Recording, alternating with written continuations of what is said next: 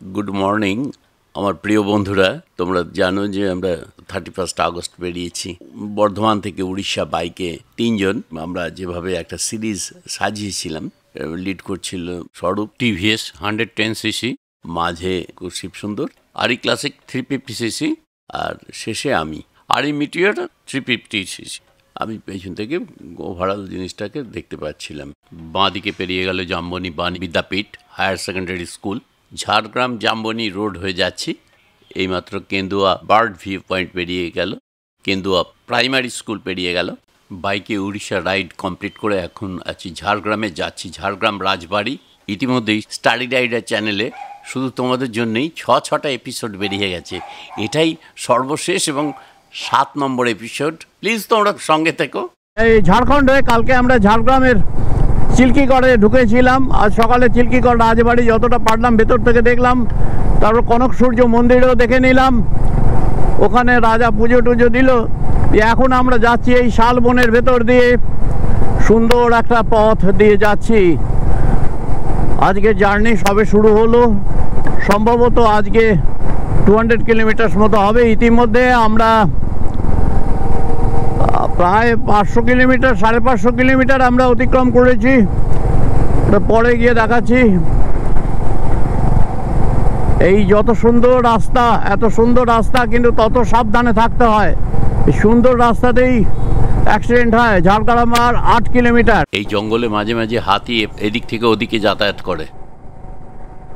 কনক দুর্গা মন্দির থেকে ঝাড়গ্রাম রাজবাড়ি প্রায় 13 কিলোমিটার। আমরা ওটা দেখে নিয়ে ওখান থেকে লালগড় হয়ে তারপর দেখি কোন দিকে বর্ধমান ফেরা যায়। হাতিমোড় পেরিয়ে গেলাম, ঝাড়গ্রাম ঢুকে গেলাম, প্রায় এসে গেছি।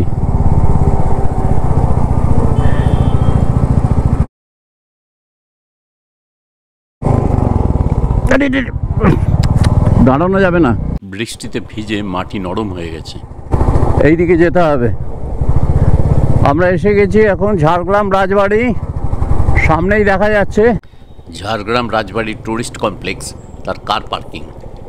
এই বাঁ দিকে হচ্ছে টুরিস্ট কমপ্লেক্স, আর ওই সামনেই হচ্ছে রাজবাড়ির গেট। ওখানে গার্ড আছে আর নোটিশ বোর্ড আছে।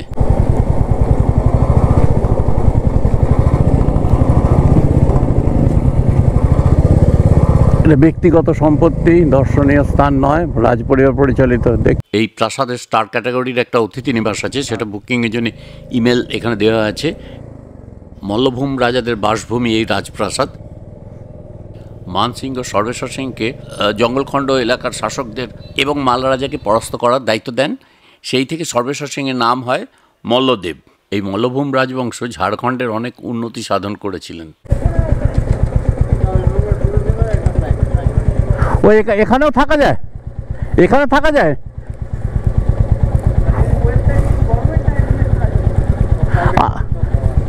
এই ওয়েবসাইটে বুকিং করলে এখানে থাকতে পারবেন। আচ্ছা, আর গভর্নমেন্টটা এই পাশে।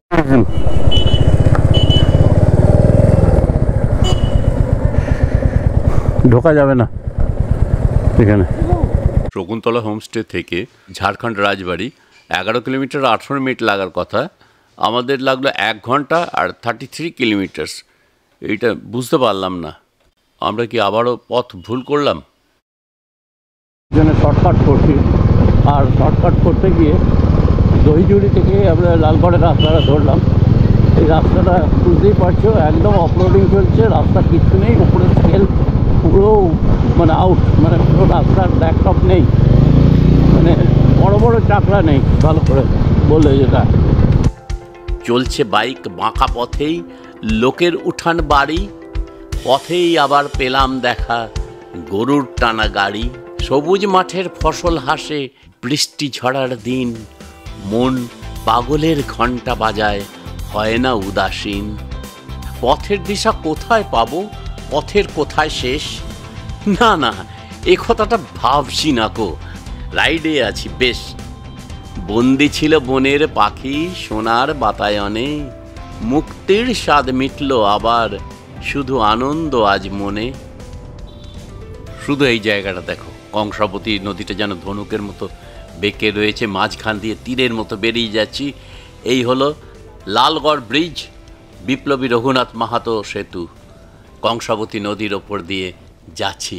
এই জায়গাটা একটা সুন্দর লাগছে না? আমরা বিনপুর লালগড় রোড দিয়ে যাচ্ছি, একটু এগিয়েই পেয়ে যাব প্রাইমারি হেলথ সেন্টার। এই বিল্ডিংটা হচ্ছে লালগড় গভর্নমেন্ট নার্সিং কলেজ। এরপর রাস্তা ভালো পেয়ে যাব। রঘুনাথ মাহাতো চকে আমরা ধেরুয়া লালগড় পিরাকাটা রোডে উঠে পড়লাম। লালগড় ফরেস্ট, তারপরে ঝিটকার জঙ্গল যেখান থেকে, মানে ঝিটকা ফরেস্ট যেখান থেকে শুরু হলো, আমরা বাঁ দিকে ঘুরে যাব, এই রাস্তাটা ছেড়ে দেবো। ওখানে আমরা জঙ্গল, লালগড় জঙ্গল খাসে ঢুকে গিয়ে আমাদের টার্গেট হবে রামজীবনপুরের রাস্তাটা ধরবো, এই হাতি ঘষা হয়ে। দুদিকে শালের জঙ্গল, সুন্দর একটা রাস্তা।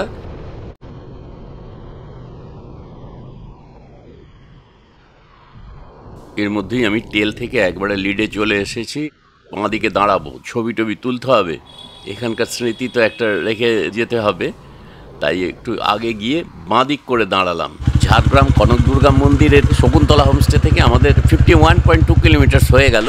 এবার ছবি তুলবো। হেলমেট খুলে সেলফি তুলতে আর ইচ্ছে করলো না।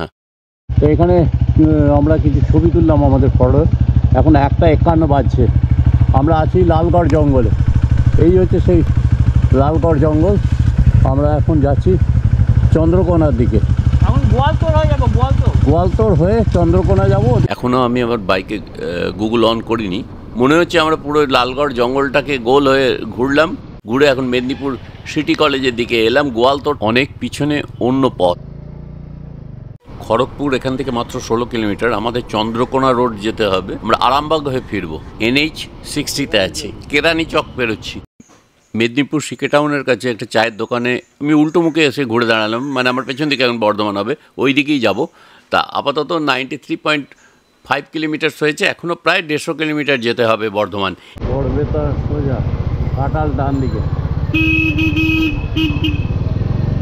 সোজা চন্দ্রকোনা রোড। আমি ঠিক বুঝতে পারছি না কিভাবে আমরা ঘুরছি। চাঁচড়বেড়িয়া চেকিং পয়েন্টটা পেরিয়ে এসে একটা ডান দিকে ইন্ডিয়ান অয়েলের পেট্রোল পাম্প পেয়ে গেলাম। এখন বিকেল ঠিক 4:14। 10,641.4 কিলোমিটার। ব্যাস দেখুন তো, রাউন্ড করুন তো, ওখানে কত হলো? 5.67 লিটার, 601 টাকা, 600.85। ইন্ডিয়ান অয়েলের এই পেট্রোল পাম্পে আমি 135 এসেছিলাম শকুন্তলা হোমস্টেজ, এই ঝাড়গ্রাম থেকে। তার সেটা ট্রিপ এটা হঠাৎ 0 হয়ে যায়। এখন 0 থেকেই শুরু করব, কিন্তু তার সঙ্গে 135 কিলোমিটার যোগ করে নেব। আরও একটা কথা বলার ব্যাপার আছে, আজকে অ্যাভারেজ তেল সার্ভিস পেলাম 41.89 কিলোমিটার পার লিটার। গতকাল পেয়েছিলাম 36.61 কিলোমিটার পার লিটার, আর তার আগের দিন পেয়েছিলাম 38.86 কিলোমিটার পার লিটার। চন্দ্রকোনা রোডে লেভেল ক্রসিংটা পেরিয়ে গেলাম। Chandrakona road central bus stand.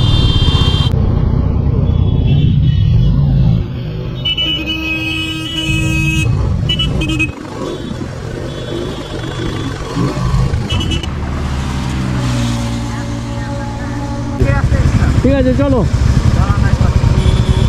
ও ফোন করবে? হ্যাঁ, ভালো করে ঢুকিয়ে। তেল লাগবে? হ্যাঁ, তেল ভরতে হবে তো। ও তখন ভরনি তেল? হ্যাঁ, তখন তেল ভরনি? না, আমি মনে করলাম এবার চলে এসছি 80 কিলোমিটার, দাদা বললো, আর তেল ভরলাম না। হে, তখন দাঁড়ালাম যে। চলো, আচ্ছা ঠিক আছে, চলো, আগে পেয়ে যাবো। তাহলে আমি ইন্ডিয়ান অয়েল থেকে দাঁড়াচ্ছি। এখন দাঁড়াবো না, এগিয়ে চলুন। বন্ধুরা, তোমরা বুঝতেই পারছো আমি এখন লিড করছি। স্বরূপ টেলে আছে আর রাজা আছে মাঝে। আমি গুগল অন করে নিয়েছি, এখন অ্যাজবার গুগল চলছে এবং খুব সহজেই সামনেই আরামবাগ গোঘাট রোডটা পেয়ে যাব। ডান দিকে ক্ষীরপাই চলে গেছে, বাঁ দিকে আরামবাগ চলে গেছে। এরপর তো একদম জানা রাস্তা, খুব সহজেই পৌঁছে যাব, আর বেশিক্ষণ লাগবে না। রামজীবনপুর পেরিয়ে যাচ্ছি। কামারপুকুর এখান থেকে 13 কিলোমিটার, বর্ধমান হচ্ছে 61 কিলোমিটার।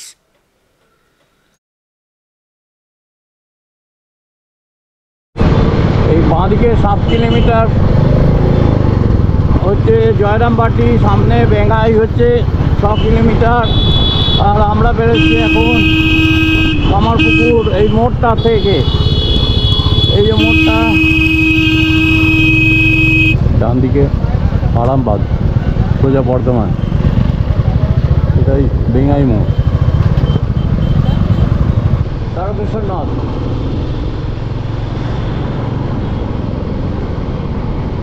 বেলুন দিঘির পার এই জায়গাটা না, এই উচালন 1 লক্ষের রাস্তাটাতে একদম পরপর গাড়ি যাচ্ছে। এই রাস্তাটাতে রাস্তার অবস্থা খুব খারাপ করে দিয়েছে।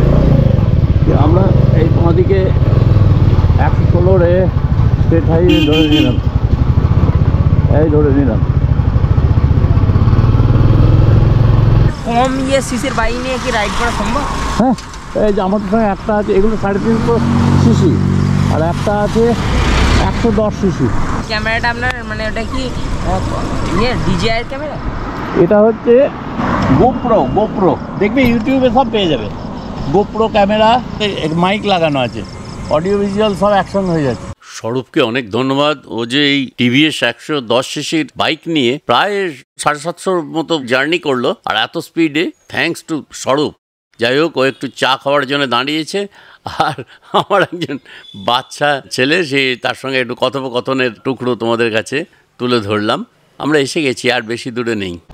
তুলে রাখলাম, যদি পারি, যদি এসে যায় তো দেবো। কি নাম তোমার বলো? সৌমাল্য দে। কোথায়? উচ্চলনের বাড়ি। প্রিয় বন্ধুরা, আমরা 31 আগস্ট সকাল 7টা নাগাদ বেরিয়েছিলাম। কিলোমিটার রিডিং ছিল 9994, 9994 কিলোমিটার।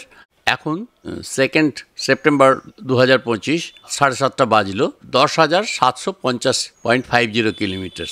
টোটাল রাইড হলো 756.50, বলা যেতে পারে 757।